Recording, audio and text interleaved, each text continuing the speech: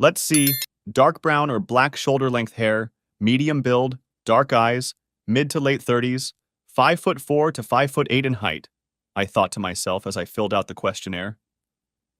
A good sense of humor is a must, and intelligence is unquestionable. I laughed to myself at the pun I had just made. Must be proficient in a second language, preferably Spanish or Japanese, and a love of children was an important requirement. I looked over my answers to the application form and tweaked a few of them before hitting the submit button. I also wrote a short paragraph about who I was, without naming names, and why I was doing this. I wasn't expecting to see a runway model, not at all. I was looking for a normal woman who was happy with me and my lifestyle, which included my 2 children. You see, I liked feeling in love and really liked being married, just not to the woman I was married to now. Confused? You wouldn't be confused if you were married to Heather. We've been married for 8 years and have no intention of entering our 9th. In retrospect, I probably shouldn't have married her. But heck, we had the same arguments even before we bonded, even though I thought she would eventually grow up and change. To my dismay, she never changed. Even after having 2 children and countless fights, she didn't see anything wrong with what she was doing. Heather would just say she was like that, with a light-hearted tone in her voice, and leave it at that. But not this time. She'd crossed the line too many times, and I'd had enough. We didn't get married after high school or even college. I wanted to go into business. I wanted to have a stable life before settling down. My 2 best friends in the world and I went into business together and spent 6 miserable years building our advertising business. We weren't huge, but we had a good client base and we grew every year. I had met Heather at a friend's party 2 years earlier when our business was in its 4th year and slowly but surely growing. She was blonde, tall, and very pretty. I'm not a troll, but I also don't have the looks that make women swoon. I think I look a little better than average, and if you didn't like me, well, that's your loss. I remember in college I once asked the most beautiful girl I'd ever seen to dance. I was a freshman, and 2 of my buddies dared me to ask her. She turned down 99% of the guys who asked her to dance and was just standing there with her group of friends, looking beautiful, when I approached her. "Do you want to dance?" I asked, knowing full well what she was going to say. She gave me a saintly look and said no better. "Thank God," I said loud enough for everyone to hear. "For a moment I thought you were going to say yes, and then I'd have to dance with you. I only asked you to be polite, because an arrogant, self-centered cunt like you probably doesn't dance often with her head shoved so far up her ass, but I decided to ask you anyway. But if you'll excuse me, I still need to take a piss," I said, stepping away from her and her stunned group. A few people started giggling. As you can see, I have no problem calling a spade a spade. I've never done that before, that is, until I met Heather. I guess I didn't notice what she was really like. And getting back to Heather, I will say that for some reason she decided to go out with me when I asked her to. I wasn't quite sure why, but I was happy nonetheless. I was always busy, so we didn't go out much. Plus her dance card was often full. She was always friendly when we ran into each other, and after our 5th year, things got better, and my thoughts turned to women again. I had a few bucks in my pocket, and for the first time in a long time, I could show a woman a better time than just going to a movie and pizza afterwards. "Steve, what's up? Still burning the midnight oil?" greeted Heather, catching up with me at the mall. "There's still work to do, but we're starting to see the light at the end of the tunnel. How are you doing? Are you still working at that accounting firm?" 4 years next week, she said proudly. "Would you like to grab a bite to eat and catch up sometime?" "Sure, that would be great." "Why don't I look at my schedule and give you a call?" I told her, surprised as hell. "Great, I look forward to your call soon." She even smiled broadly. "Well, I should get going. I have an appointment with my hairdresser, and I don't want to be late." She waved goodbye and was gone in less than 2 minutes. I won't bore you with the details of my subsequent dates and feeble attempts to woo Heather. I'll just say that I tried my best and had some success. Oh, okay.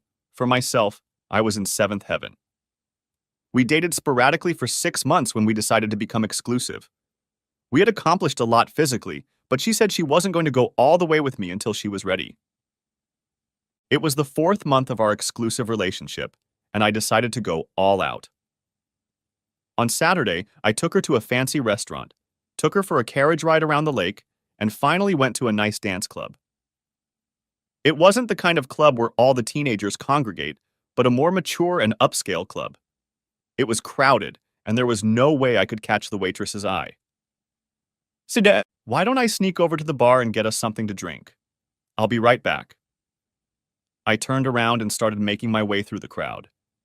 It took me all of 10 minutes, but when I got back to our table, I noticed she wasn't there. Maybe she went to the ladies' room, I thought as I sat down and waited for her.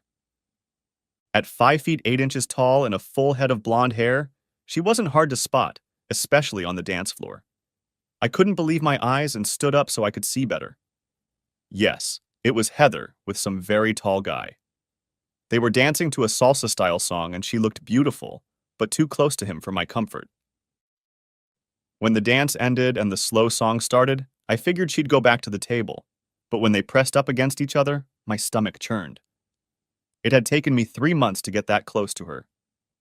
If the music hadn't stopped, I'd be ready to walk over and stop her myself by now.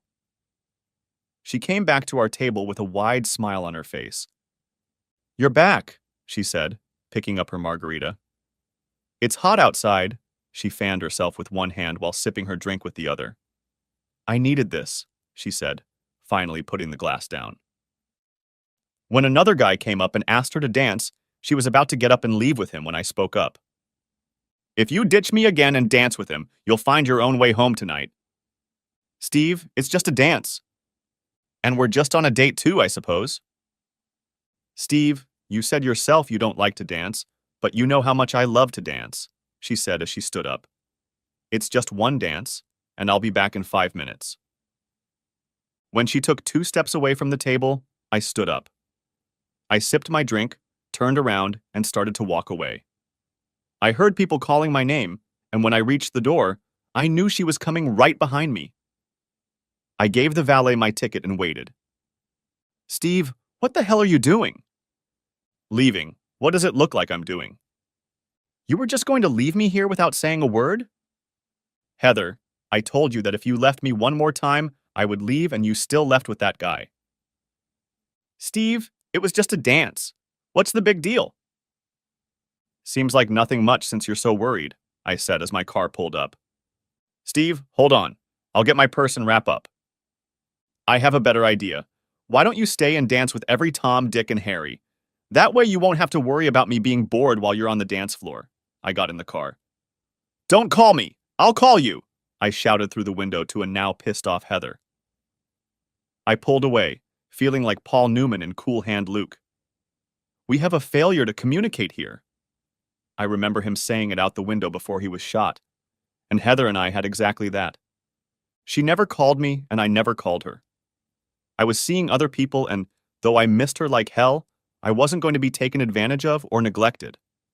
If she asked me first, I probably wouldn't mind her dancing a couple fast songs with someone else, but never, I repeat, never a slow song. There was no way in the world I would let anyone that close to my supposed girlfriend. Sandy and I were having dinner at Tony's restaurant. It was our second date when I heard a familiar voice behind me. I didn't even have to turn around to realize who it was. "Good evening, Heather," I said, without even looking at her. By then, she had already retreated to our table with her beau. "How are you?" "Just fine. Now I'm no longer with an insecure man." "I'm glad to hear that. But excuse my manners, Heather. This is Sandy. Sandy, this is Heather, the girl I used to date." "Steve, we didn't just date." "That's right. Dated until you let your looks and ego get the best of you. But that's all behind you now, isn't it? Care to introduce us to your man of the night? Unless you plan on dumping him for someone better later," I said sarcastically. "Screw you, Steve." "Right. We never got to that point, did we? Can't say I'm sorry, though. You must have had 10 guys after me, and I'm sure they don't make a thick enough rubber to protect me from what you could have had." I smiled at her. With those words, she turned away and walked away. Her friend rushed out running, trying to catch up with her. What the hell was that? Asked Sandy. Remind me not to pounce on you. What the hell did she do? I don't want to talk about it, and besides, it's in the past. Bullshit. Steve, it's obvious to anyone by the way you two were pouncing on each other that you both don't like each other, except for the two of you. After that, the night went downhill. After dinner, we made out on her couch for a while, but Mr. Lucky wasn't cooperating and my brain was throwing out millions of data points that I had to process. Steve, when you're done with her, maybe we can try again, or not. I'm not used to playing second fiddle, and I don't like it. She was right. Apparently there was something else about her. I muttered something about calling her, but we both knew that wasn't going to happen. I got another kiss and drove my car off to nowhere. The next week and a half was rough. We were late on 2 projects, and 3 more were on the line. When Ken told me to get my head and ass in a pile, I knew what he meant. I can't get Heather out of my head. Steve, call her. Have some wine, have lunch, and come back tomorrow with a clear head. I need you 100% so we can finish the rest of the projects on time. So if it's not too much of a stretch, can we please get back to work? Ken and Andy, my other partner, were easy to talk to. They both had fiancés who loved them to death and more than understood that they were working 24/7 to finish a project. Heather, on the other hand, did nothing but swear that she wasn't the center of my or anyone else's universe. But Sandy was right. I still had feelings for her. I didn't bother to call and sent her an email. I asked if she was busy on Saturday and told her I wanted to talk. When she replied and asked if it was included in the dinner, I realized she would be there with or without food. I was relieved, and so were Ken and Andy when I finished my project and helped them both complete theirs. You see, we were equal partners, and when we drafted the Articles of Incorporation, we made them very rigid. Thus, neither of us could sell our share without the approval of the other two. In all cases, it was the majority that decided.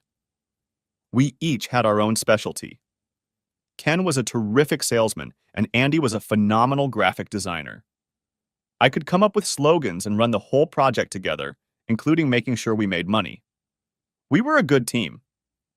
Steve, what the hell are we doing here? Asked Heather when we were done with the order. You know, just 2 old friends having a nice dinner together, that's all. Yeah, sure. And what's with the email?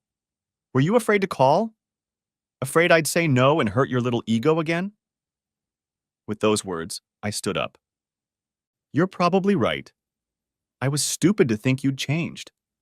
I put the napkin back on the table and got up to leave. You'll always be a self-centered bitch. You'll never think about anyone but yourself. Sit down. It was a stupid joke, for heaven's sake. Can't a girl make a little joke to melt the ice? If it was a joke, it wasn't funny. And before we melt the ice, I need to clear something up. Can we at least wait until after dinner while you lay out your terms? I'm more than hungry, and if this gets too crazy, I don't want to miss what should be a great dinner. Why don't we have a few drinks, eat dinner in silence, and then beat the crap out of each other? This was said with a smile that could melt the coldest heart. Okay, truce until dessert. Who said I'm giving you dessert? You might get a kiss, but I didn't say anything about dessert, she said, taking a sip of wine. That weekend, we resolved most of our differences. We set boundaries for each of us and worked out safe words to say when one or the other crosses the line. More than once, I received a call or email from Heather with just one word, chocolate. We both knew what it meant. I gotta go, guys. See you in the morning. Steve, where the hell are you going? We can finish Carter's plan by 9 if we work together, Ken said to me and Andy. Andy looked beat up, and I was only running on 4 cylinders. Heather is expecting me for dinner, and I'd rather see her face than yours over a cold slice of pizza any day, I said as I put on my coat. Besides, she's got a much better body than you, and I'm hoping to get some before I'm too exhausted to pick it up. We were already together, and 2 months later she moved in with me. I was still working like a savage, but I decided I was building a future for the two of us. It would all be worth it in the end. When I showed Andy and Ken the ring I planned to give Heather, they freaked out. Look, I have nothing against Heather, and I know you love her to death. But have you thought about what happens if it doesn't work out? I threw him a disapproving look. Steve, just hear me out. If you marry her and it doesn't work out, she can have half of what you own, including the business. We've worked too hard for some ex to come along and start making trouble. All I'm saying is talk to our attorney and get his opinion on this. And if you agree with what he says, proceed with our mutual blessing. You guys need to take more walks. You're working too hard. Now that you mention it, what are you going to do about Anne and Linda? Have you discussed a prenup with them? They both said that their fiancés were fine with it and that if I didn't believe them, I could ask. Guys, this is so impersonal and I know it's going to cause an argument. Steve, wouldn't it be better to tell her everything now before you ask her? If you do it later, she'll probably think you're hesitating. Get her to agree to it now, then ask her later. That way you'll be protected and the issue won't have to come up again. You'll sleep much better knowing you're covered, Andy said. He was wrong. I slept much worse, especially with Heather's hot body next to me. That was fine. I was a wuss when it came to Heather. With any other girl I dated, I was in control, but at the sight of her, my knees went weak and my brain turned to mush. A week later, after dinner, I broached the subject in what I thought was a roundabout way. Honey, can I ask you something? I said, starting our conversation. Sure, babe, anything, she replied, snuggling up to me. Do you trust me? I mean, do you think I would ever do anything to hurt you? No, I hope not. Why do you ask? You haven't done anything stupid, have you? Now she sat up and looked at me. No, I didn't do anything. I was just thinking about us and our future, that's all. Honey, I think about us every day and how happy I am. You know I've worked hard to grow my business. I look at it as my nest egg, for our future. You work too hard, and your partners don't appreciate all you do for them, she replied, making it even harder for me to ask. We each have our own expertise, and we work together to get the job done. It's always been that way. But when we formed the company, we put in bylaws that will prevent anyone else from owning shares in the company. That way, only the three of us will own the company. What if one of you wants out or dies? Then the other two will buy the third person's share in the company, and it will stay with the original owners. Steve, what does that have to do with us? Well, I'm just getting to that, I said in a half-whisper as sweat began to roll down my neck and the sides of my face. You don't mind signing a prenup? Hesitantly, I said, expecting an explosion. So, you're asking me to marry you, right? And you want me to give up my rights to anything and everything so that when you get sick of me, you can toss me to the curb like a piece of trash. That's about as far as it goes. Heather rose from the bed, and even in the dim light of the room, I could see how flushed her face was. I had just started counting down from 5 when she exploded. You pathetic piece of shit! Who the hell do you think you are? Look, honey, let me explain, I tried to say before she shot up, stabbed me, and hung me from the ceiling fan. The last thing I saw was her walking out the door, which flew off its hinges when she slammed it shut. It wasn't a good thing. She disappeared for 3 days. I tried calling her at work, but she wouldn't take my calls. Thanks, guys, I said to my partners after the second day. Heather dumped me because I brought up that damn prenup, and now she won't even talk to me. Is there anything else you want me to tell her? I'm sure you two can think of a few more things to make her even more pissed off at me, if that's possible. Steve, I'm sorry, but how would you feel if she left you and you lost half of what you'd worked so hard to build? I probably knew they were right, but that didn't make it any easier. When I got home that night, she was already waiting for me. Do I look like some money-hungry bitch to you? You think I'm only with you because of your damn money? Do you think? She shouted accusingly. Baby, I'm sorry about the other night, and no, I don't think that. It's just, if we got together and it didn't work out, I started to say before she stopped me again. So it gives you everything and me nothing. Is that what you're asking? You can go out and be promiscuous and leave me out in the cold if I complain? Heather, I would never cheat on you. Oh, now I get it. You think I'm the one who's going to cheat. That's the thing. At least I'm glad I found out ahead of time what you really think of me. You really are a miserable worm, aren't you? With those words, she turned her back to me. Now I was getting angry. Okay, Miss High and Mighty, what do you want to include? I want to protect my business interests and everything I've built up to this point. But if you have something to offer, now is the time to speak up. She stopped and turned to him. How about you cheat on me? What if in 10 years you want to replace me with a newer model? What would happen then? Well, we can put something in the contract for that case, if you're afraid I'll do something like that. I hate it as much as you do, but if it's laid out in black and white, at least we'll know the consequences if one of us decides to go astray. In other words, you don't think it's going to work out? Is that what you're trying to tell me? Heather, that's not what I'm trying to say. I love you to death, and we may never need this, but it will cover both of us if it does. So if you cheat on me, I can have whatever I want? And the same goes for me if you cheat. She paused, and I could see the wheels turning in her head. I don't like it, but I understand the thinking behind it. It's like we're drawing up an impersonal prenup, Clause 4, Condition 3 and all that. Well, at least one good thing came out of it all, she winked at me. What the hell was that? I asked. Hey. At least I now know for sure that you want to marry me. And frowning, she smiled. Steve, I know you'll never try to trick me, at least outside of the bedroom. So if I have to sign some ridiculous prenup to get you forever, then so be it. Let's just get this over with, and we can go back to the way things were before you chickened out.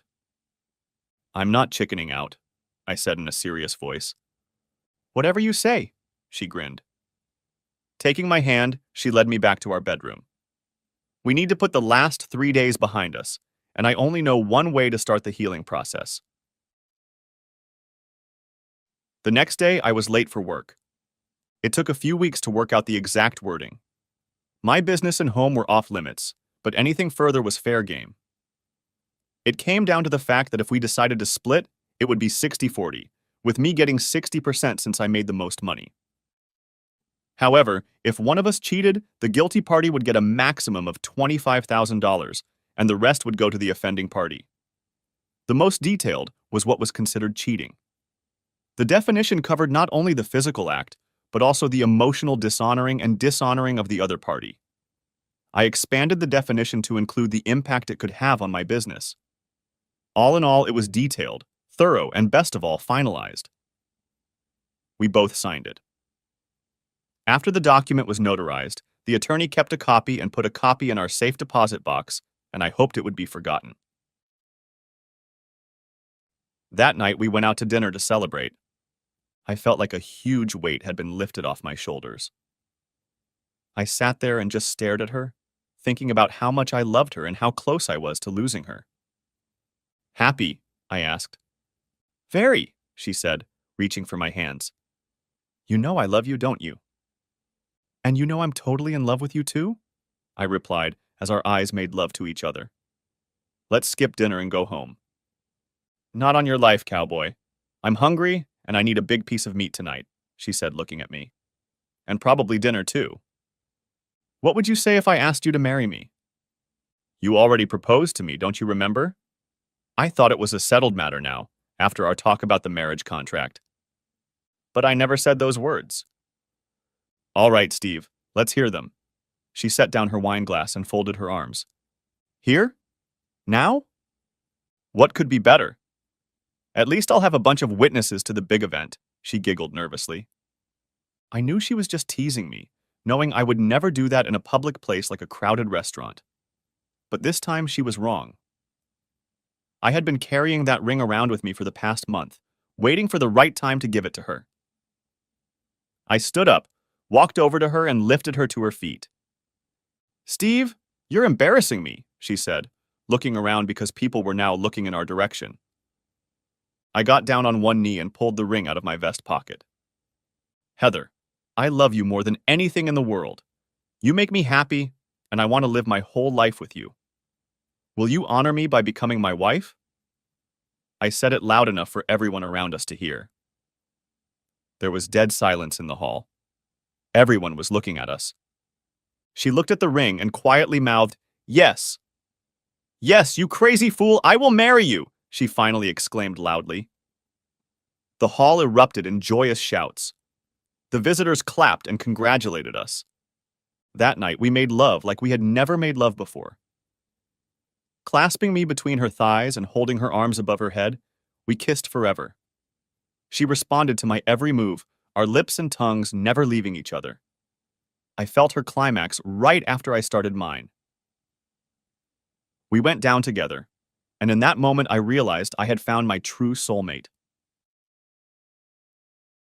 4 months later, we had a small wedding, and 2 weeks after that I found out she was pregnant with our firstborn.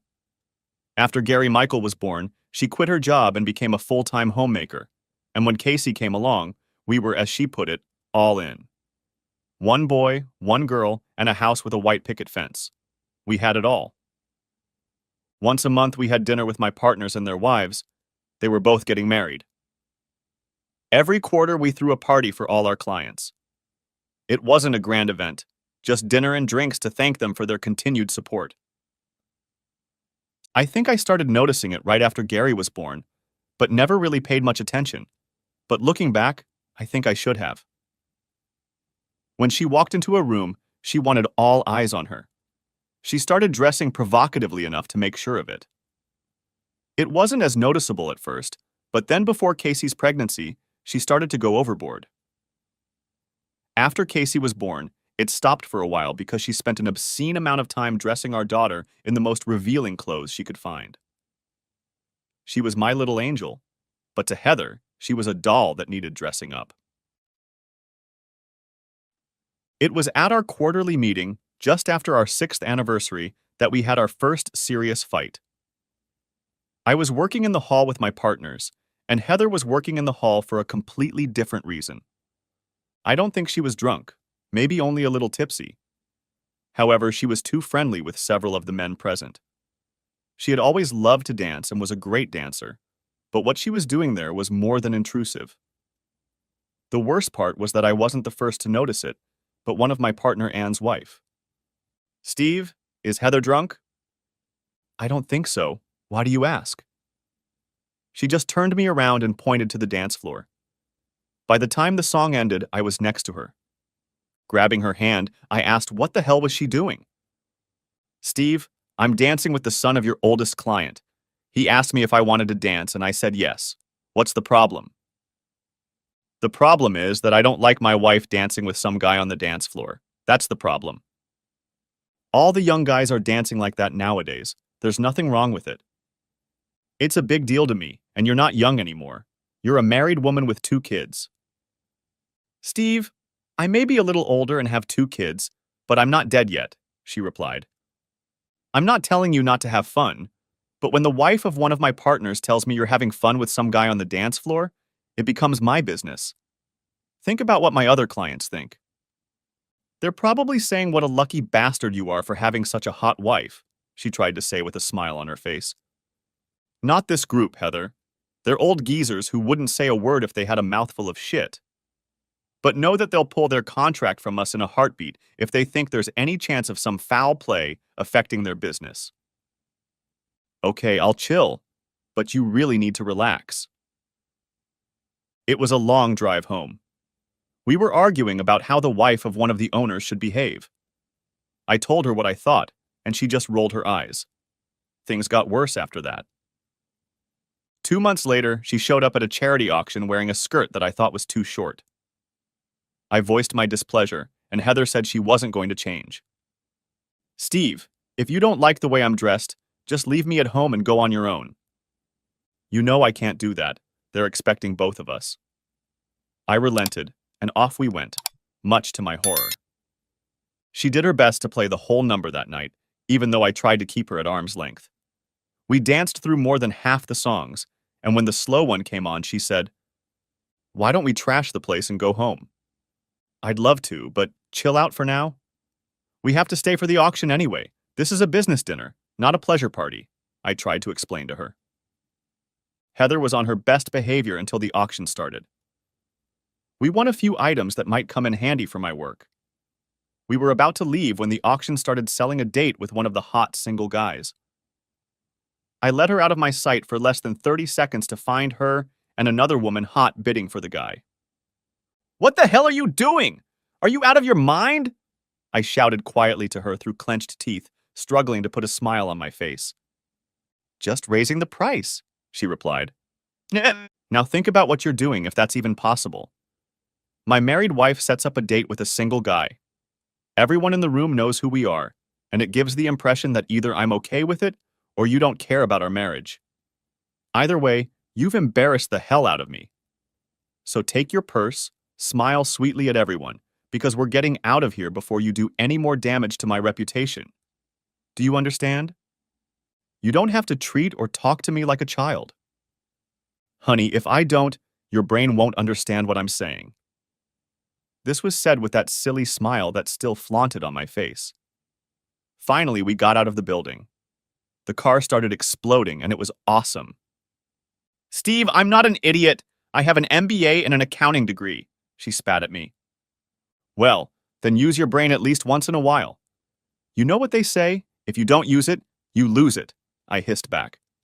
Keep it up, and I know something you won't be able to use for a hell of a long time. Is that supposed to be some kind of threat? Not a threat, but a promise. Venom burst from her lips. I was angry, she was angry, and we both weren't going to concede an inch. Needless to say, I got nothing that night, or the next, or even the night after that. I heard your wife almost bought a stud the other day, Andy said, trying to make a joke. Stuff for the office is one thing, but if she bought one, you'd have to pay that expense out of your own pocket. I could tell from his words that it didn't have the effect he was hoping for. Steve, it was a joke. It's not funny now, and it certainly wasn't funny last night. So if you don't mind, let's just drop the subject, okay? No problem, I was just thinking. I stopped him on the spot. Look, I have to deal with one person who doesn't think before saying or doing something stupid. I don't want to worry about you too. Let's just start working. Not a great start to a Monday morning. Fortunately, there weren't many people at work, and I could close the door and go about my business without anyone interrupting me. The atmosphere at home was chilly at best, and if it weren't for our 2 kids, I probably would have spent a lot less time there. We slept in the same bed, but there was a 10-foot-high barrier between us. God help us if we accidentally made contact. It was as if someone had hit us with a red-hot fireplace poker. Are you done sulking yet? Heather asked me after dinner Friday night. If not, I'm leaving. I've had enough of the frost from last Saturday night. You still don't get it, do you? Said I, looking at her. And I'm afraid you never will, I stated sadly, and shaking my head walked away. Talk to me, okay? Just don't walk away from me or I'll walk away. Was she trying to threaten me? Okay, suit yourself. I should have put her on a shorter leash. Maybe then I could have controlled her a little more. No, that would never work, at least not with her. I'm leaving. Don't wait up. She came out in a short black leather skirt that hid nothing and a white bustier with a slit up to her navel. When you leave, where should I send your stuff? I addressed her. She gave me a glare and walked out the door. I was about to get drunk to the point of passing out, but I decided not to. My marriage was dying, and not even slowly. She didn't seem to care anymore. Despite being a shitty wife, Heather was a great mom, and that was one of the only reasons I continued to overlook her lackadaisical attitude. She got home just before 1 o'clock in the morning. I pretended to be asleep. I wasn't in the mood to fight with her tonight. I heard the shower, the electric toothbrush, and finally saw the lights go out. She slipped into our bed, and instead of staying on her side, she moved next to me. I felt her hot body next to mine, and suddenly she started kissing my neck. I know you're awake. Do you want to fool around? I want you tonight. I rolled over and just stared at her, not saying a word for a minute. I guess you had to go and mess around with other guys to want me. Or do you want me to learn what sloppy seconds are? Either way, I lost my mood when you walked out the door tonight. I grabbed a pillow and fell asleep on the couch. Okay, I didn't sleep. I spent the night sitting on the couch. I was tired of flirting, dancing, and her pouncing on every guy who paid the slightest bit of attention to her. I was jealous to the point of insanity, but my possessive nature had gone away years ago. She was my wife, no one else's. She had married me, which meant she was mine and I was hers. I didn't trust her anymore, of course. If she acted like this when I was around, I couldn't even imagine how she acted when I wasn't around. The thought was too frightening, and I felt sad at the thought that I might soon be starting a new chapter in my life. Around 7 in the morning, I looked up and saw her. She was in her robe, leaning against the door jamb and crossing her arms in front of her. We need to talk. I didn't do anything with anyone last night. I had a few drinks, danced with a few guys, and came home, that's all. I didn't kiss anyone, let anyone fondle me, or go to bed with anyone. You have to believe me. I could see she was begging for help. Why should I believe you? I see how you act with our friends. I can't imagine what you do with strangers. I just don't want to fight about it anymore. You live your life, and I'll live mine. We'll meet occasionally at the center, and life will go on. That way I won't have to worry about you embarrassing me anymore. You're giving up on us? From our marriage, she shouted. What marriage? I've felt more like your overseer than your husband for too long. It's like a father trying to preserve his daughter's virginity. He does his best, but in the end it's up to the daughter to decide whether to keep it or give it away. You gave away our marriage. Steve, you're an asshole. I didn't give anything away. That's right. You didn't give it away. You made me pay over and over again with the self-respect and love I once had for you, but no more. I have nothing more to give. Ted, let's go upstairs and I'll make you feel good like I used to. You still can't hear me, can you? I've had enough. It's over. She got angry, said something under her breath, and walked away. I thought I could live together, but separate from her for the sake of our children. But I was wrong. She did everything she could to get me interested in her, and although my body almost betrayed me a couple times, my mind held firm. I never told her about the Sunday block party, but somehow she found out. I was looking forward to a nice quiet evening among old friends. It hadn't been easy the last few times, but tonight I wouldn't have to keep one eye on Heather and the other on the guests. Is your wife coming tonight? Asked Ken as we leaned against the bar. No, I haven't said a word to her about it. Well, I guess there won't be any excitement then, he joked, trying to lighten my mood, but he failed miserably. The party was in full swing, and we were just sitting down to dinner when I caught a glimpse of her. The dress was too low in the front and cut too high at the side. I almost didn't make it, honey, Heather said, kissing my cheek. She sat down on a vacant chair, squeezing it and herself between me and the man to my right. I looked at her, and she really did look amazing in her new dress. It showed off her body and really suited her. Linda told me about the party, and you must have slipped your mind. She looked at me. She whispered softly, You don't want anyone to think there's trouble in paradise, do you? She smiled at the couple across the table from us. I thought your wife wasn't coming, reminded Andy. You can thank your wife for being here, I told him in disgust. Hey, it's not her fault you can't control your wife. I wanted to strangle him right then and there, and I think he realized it as soon as he opened his mouth. Maybe she'll act normal tonight, trying to make it up to me.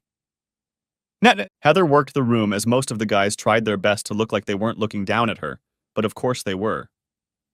When the band started playing, she calmly walked over and asked me to dance. Why are you here? Haven't you done enough? Steve, you have two options. We can be the loving couple we really are, or I can be the biggest bitch to ever walk this earth, your choice. You really are a bitch, aren't you? You think you can blackmail me into loving you again? You don't respect me and probably never have, but I'm not going to put up with this farce anymore. I stepped away from her. I walked over to Linda first, thanking her for telling Heather about the party, and then to the bartender. He handed me my drink and I slipped him a $100 bill and told him what I wanted him to do. He smiled. I didn't. I went back to my seat. Heather was remarkably good that night. She sucked up drinks like water and flirted with every guy, single or not. When she found herself on the dance floor with our client's brother, things took a turn for the worse. She wasn't just dancing with him, They were having fun in front of everyone else. Several couples left, already knowing what was going to happen, but apparently not wanting to be around when things went to shit. David, if your brother doesn't keep his hands off my wife right now, he's going to be seeing the hospital room from the inside for a long time. Do I make myself clear? He looked at me and realized I wasn't kidding. Phil, we're leaving, and right now, David said to his brother, and they both looked at me. Phil looked at Heather. He seemed to be thanking her for the dance, and without another word, they both left. That was the end of the party, I'd say on a low note. Ken, Andy, ladies, I'm leaving, I told them. I'll probably be out of work tomorrow, and probably the day after that too. Looks like I have some personal business to take care of, I told them. Steve, maybe if you talk to her, Linda said before I cut her off. If Andy saw you acting like this, what would he do? She didn't have a good answer to that question. I walked over to the bartender and he handed me the company camera. I gave him another 50 and headed home. Home. I have no idea what time Heather got home because I didn't hear her. I found her asleep on the living room couch on my way out the door. First, I stopped by the bank and emptied our safety deposit box. Then I went to the lawyer and got the cell and our prenup. I told him I wanted to leave and not be gentle. I spent the next couple hours on the computer, rearranging things and changing the location of stocks, bonds, and bank accounts. Credit cards were canceled, reopened in my name only, and I went so far as to notify my children's school via email that I was in the process of divorce so she couldn't take my children and run away. I made sure my attorney prepared an order signed by a judge stating that I was to be notified if Heather came to the school to try to take the kids. Where have you been all day? I called your work and they told me you took the day off, said Heather, watching my reaction to her words. I'm really sorry about last night. I guess the anger and alcohol must have made me look like a complete ass. I apologized to Ken, Andy, and their wives, and was waiting for you to get home so I could talk to you. You don't have to. Like I told you before, I'm done with you. If I wanted to marry a whore, I'd pick a better one than you. At least with a whore, I would have known what position I was in. And with you, I never realized anything until last night. I had my suspicions, but I never knew what a conniving bitch you could be. Thanks for finally putting it all out in the open. Steve, that's not what you meant. I'm sorry, we can get past this, I know. I just shook my head. Here's a check for $10,000 for legal advice. You'll be handed it in on Thursday, and you'll know that all of our old accounts and credit cards are now closed. You can stay in the house, just stay away from me. According to our prenup, we will share custody of the kids, and since I had this house before I met you, they will stay here, at least for now. Let's try to make this as civilized as possible, if not better than our kids. Don't even think you can take them and leave. I have a signed court order that says I must be notified immediately if you try to take the kids out of school for any reason. When you get a lawyer, I will send him a copy of our prenup. I wish I could say this is just business, but it's not. It's personal to me now. So if you'll excuse me, I have to tell our children that we're getting divorced and make it as easy as possible for them. I stepped away from a stunned Heather. She had hired a good lawyer, thinking she would get a lot of money from me. When he saw the agreement, the testimonies of people at various parties, and the tape of her demonstration at the Sunday party he came to see her meet Jesus, she was not happy. The divorce was an easy decision, and since everything was spelled out, it went pretty quickly. I don't know if she hated me to the core, but she must have because my lawyer was tough. Heather ended up in a one-bedroom apartment with her jewelry, clothes, car, and a bunch of change that wouldn't last forever. I let her see the kids in the house, but made sure I was always around. She eventually found a part-time accounting job and, I realized, was freelancing part-time. For the next 3 months, I felt pretty good. My kids were with me because Heather couldn't afford to support them. She saw them a couple times a week. She was even allowed to visit them on weekends at her apartment. I tried to stay out of her way when she went to pick them up. I didn't have to see her unless I wanted to, and I didn't want to. I didn't go on dates if for no other reason. We were busy and starting to hit our stride. And then it dawned on me. No, I'm not putting up with this, I yelled to the two of them. Why the hell would I put up with something like that? You know what she's like. Look, Anne says she needs the money after your divorce, and this way we don't have to worry about anything or do anything for our meetings. She'll organize everything, send out the invitations, take care of the food and drinks. All we'll have to do is just show up there and enjoy ourselves. Come on, it'll be a win-win situation. I objected, but I was supported. I wasn't going to go, but it wouldn't be right from a business standpoint. So I relented and went. Good evening, Steve. Heather, I nodded, confirming her words. I've got everything under control. Enjoy yourself and pretend I'm not here. Yeah, right? Looks like I was wrong. Everything went great, and it was probably the best party we've ever thrown. That's what our clients told us. We got new business, and Ken and Andy were sure it was because of the party. We need to hold them every 2 months and open it up to potential clients. We can have a meeting room, they tried to assure me. That way, we can get even more business. I was against it, but they changed my mind the second time. I didn't like where this was going. So the parties under Heather's leadership continued and got bigger and bigger. She became the hostess and now interacted openly with our guests.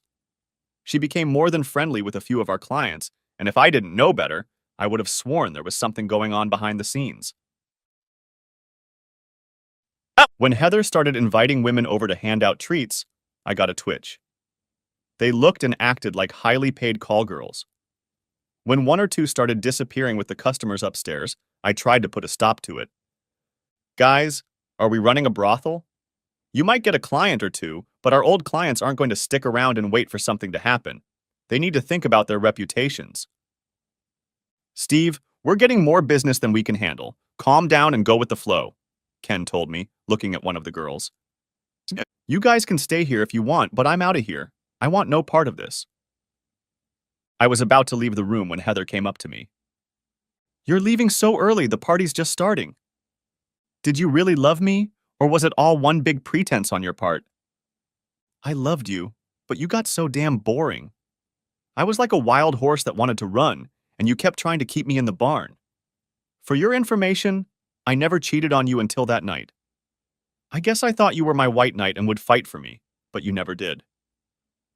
Well, really, why on earth would I fight for someone who goes out of his way to act like a tramp and embarrass me? You seem to be giving our clients more than you've given me in the last 6 months of our marriage. When I pay for a prostitute, I expect her to act like a prostitute. I left her with my mouth open and my pride intact. After that night, I stopped going to our company parties. Mr. Collins, I said, getting up from the table and pulling out a chair for him. I wasn't expecting you until tomorrow. Steve, I never like waiting to give someone bad news. I changed my schedule so we can meet this morning. Have a seat and let's talk. Can I get you something to eat or drink? I asked. Nothing, thanks. I won't be here long, he said, crossing his legs. Steve, I like you, and it pains me to tell you that I am terminating my association with your firm. The 7 of us don't really like the direction your company is going, and we can't afford to be around if and when something happens. I don't understand. Is it something we've done? And if it is, give us a chance to correct the mistake, I pleaded with him. Steve, I've always liked you, and you've never misled me, but your 2 partners are leading your firm down a shaky path. May I ask you a personal question? Sure, please ask, I replied. I haven't seen you at the last few parties. May I ask why you weren't there? That's kind of a personal question. You mean because your ex-wife is selling prostitutes to your new clients? Steve, one of them had the nerve to ask me if I wanted to go upstairs. Like I said, we don't like the direction your company is going, and we're looking at other options. Think faster! My brain screamed loudly. How about I guarantee you that in less than 30 days, our company will turn 180 degrees? What if I told you that if I didn't, I'd start my own firm? Look, it's only 30 days, and if I'm wrong, what do you have to lose? Give me a month to prove it to you. I could see the wheels turning in his head. Okay, 30 days and not a day more. In 30 days, I will be here again to either shake your hand or withdraw my business. Agreed? Thank you, I can promise you won't be disappointed. I knew I had to fix this hellish situation, and fast. Andy and Ken, as usual, showed up late. Guys, we have a big problem. Some of our customers want to fold their business. One of them was molested by my ex-wife's hostesses at your last party. He was with his wife for goodness sake. I told them we'll set things up, but we only have 30 days to do it. I need your help. What was that phrase? Deaf, dumb, blind, and stupid? That's exactly what they were. They liked the parties the way they were, and if a few old guys didn't like it, fine. Look, Steve, we have contracts with all of them. They can't just up and leave without charging us a huge termination fee, and they're not going to do that. You worry too much, they told me. To hell with them, I thought. I'm not giving up without a fight. I picked up the phone. Sand, I made the appointment for lunch instead of dinner because I didn't want anyone to know about it. I'm glad you both could join me, I said to Anne and Linda. Why are you being so secretive, Steve? Asked Anne. Or should I say we have a big problem. I then recounted my meeting with Mr. Collins and my conversation with their husbands yesterday. I'll leave on my own if I have to. I worked too hard to build this business to see it go down the drain because of an ex-wife and a few prostitutes. What prostitutes? Said Anne, straightening up in her seat. Haven't you been to any parties in the last 6 months? All those women handing out drinks and food are call girls hired by Heather. She told us they're former models, Linda added. They take potential clients upstairs and give them a little incentive to sign a contract. Our husbands would never go for that? They both insisted. Are you planning on going to the party on Saturday? I asked. Not really. They've become more like frat parties than business meetings, Anne said, looking at Linda for agreement. Now for a really personal question. When you both signed the prenuptial agreements, were they the same as Heather and me? Steve, after we saw what Heather signed, we told our husbands that there was no way in hell we would sign such a contract, and we didn't. I was stunned. You didn't sign anything? Just the marriage certificate, Linda replied with a smile. My thoughts were racing at 1,000,000 miles an hour. Can we meet Sunday at my house, say 10:30? Why? Asked Anne. I want to show you what really happens at these parties. I have a friend who will film what goes on, and we can watch it together. Steve, that's kind of tacky, isn't it? Said Anne, feeling a little awkward. Look, the point of the game is, do you trust your husbands? I just want to put an end to what I think is going on, that's all. Forgive me if I don't seem overly compassionate or concerned for Andy or Ken. This is about my earnings, and I assume your earnings. I'm going to do this with or without your consent. I just want you both to know about it in advance. You can warn your husbands or leave it alone. It's your choice. Steve, you're not going out alone, are you?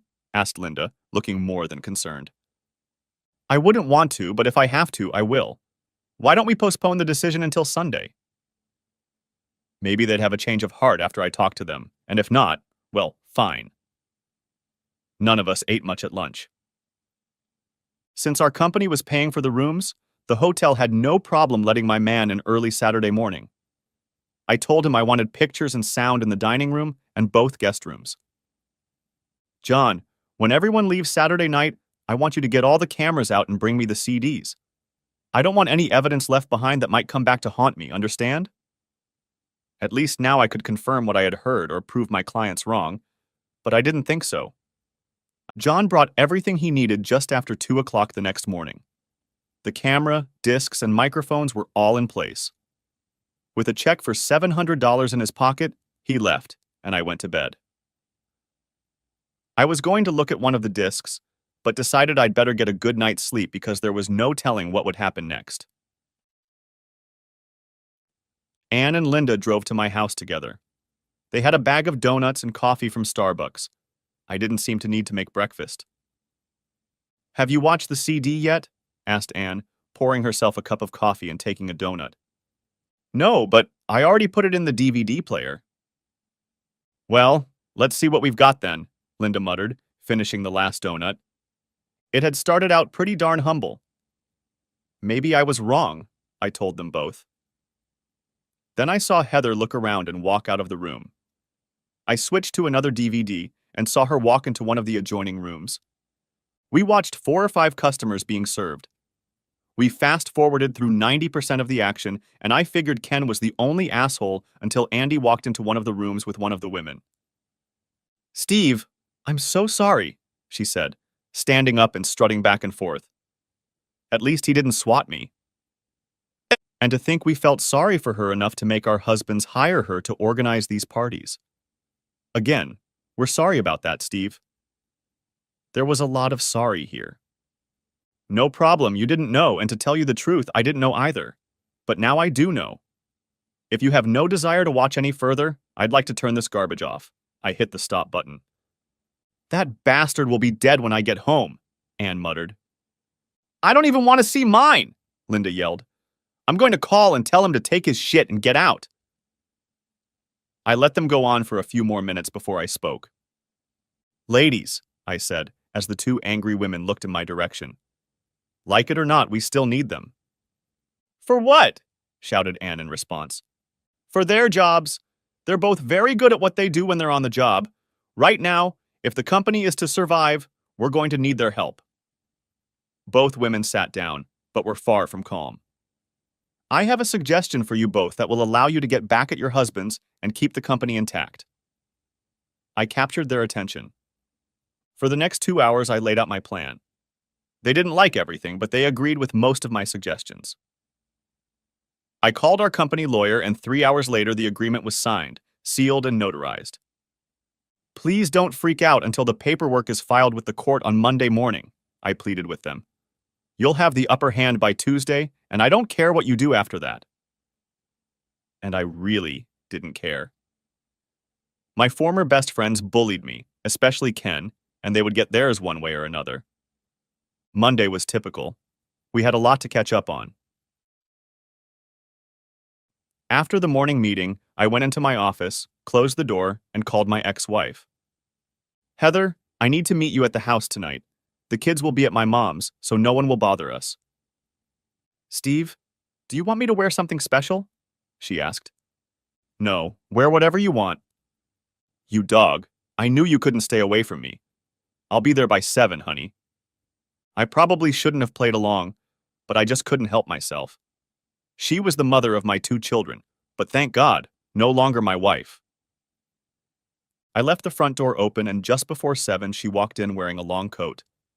I handed her a glass of wine and raised our glasses. "To a once great marriage," I said, setting down my glass, watched by a puzzled Heather. "Please have a seat, because you're going to want to hear what I'm about to tell you." "Steve, we can talk later. Right now, we're going to need all of our energy to reconnect with each other." "You told Ken that too? And the other 2 guys from the party last Saturday?" said I, turning on the DVD player. I rewound it to the part where she and Ken were doing it, and turned the volume up really high. "Turn it off! Please turn it off!" she yelled through the tape. It was a stupid mistake. He told me that if I didn't sleep with him, he'd turn me off. I had no choice. "And the other 2 guys?" She didn't have an answer for that. "The parties ended last Saturday. No more parties, no more fun, no more Ken and Andy." "But they still owe me for Saturday." I pulled a wad of cash out of my pocket. "I'm guessing $300 a trick. That should be enough for you and the other whores." I held out the money to her. "If I was a real asshole, I'd turn this tape over to the authorities, but you're still the mother of our kids, and I'm not taking them to jail to see you." "Steve, I'm sorry, but I needed the money to live." "I guess you're going to have to find another way to make money other than on your back. Unless, of course, you want to do it yourself, because I'm not going to pay you for it with money from my company anymore. The wrath of God will come upon Andy and Ken tomorrow, and it won't be pretty. I suggest you get out of town for a couple weeks. Maybe you can visit your mother out of state until things settle down. I can't and won't forbid you from seeing your children, and I won't tell them what a whore you've become. That's between you and your conscience. However, until you reform, you can only see them in this house. You can't take them anywhere by yourself, and no overnight visits. Is that clear?" "I never had anyone when I had the kids. How stupid do you think I am?" I just stared at her. "I'm just sorry it ended this way. I thought we had a pretty good marriage. But apparently you wanted more than I was willing to give. For a minute, I thought she was going to beg us again to try again, and if I hadn't seen the tape, I might have considered it. But not now. Hell, there was no way I was going back to her. We talked, made plans for the future, and after an hour she left. She kissed me on the cheek and told me that if I ever needed stress relief, to call her. That didn't happen while I had two beautiful hands. Anne divorced Ken, and Linda, for whatever reason, decided to try to patch things up with Andy, although I still wouldn't want to be in his shoes. You see, each of the ladies received 50% of the stock in our company owned by their husbands. With these shares, Linda, Anne, and I now had a controlling interest in the company. Andy and Ken were told that they could keep their jobs, but going forward, they would only be paid for what they did for the company. They were not happy about this, but something about alimony payments and a possible impending divorce kept them working. We made the necessary changes to bring our company back to respectability, and although we lost a few accounts, we maintained a stable client base. It is now just Linda, Anne, and myself attending the monthly meetings. Next year, we want to expand our staff and add a few new graphic designers, but that will be our decision. I see Heather once every 2 weeks and have no idea what's going on in her life, nor do I care anymore. I get a lot of hits on my profile and have even dated a few of them. One girl caught my eye. Her name is Kikyo and she lives in Japan. She is a single mom and is planning a trip to the United States next month. We video chatted via computer and she seemed nice enough, but was concerned about what she had heard about Americans being disrespectful and asked me directly why my wife and I had separated. When I told her about it, she smiled and said she was looking forward to meeting me. Could she be the one? Only time will tell. But as I said at the beginning, I enjoyed being in love and will remarry someday. I just hope she doesn't have the hassle of signing a prenup like Heather did. I'm not going to take any chances, and neither are Anne or Linda. The end. Thanks for watching. I hope you enjoyed it, so subscribe to my channel and watch the next video.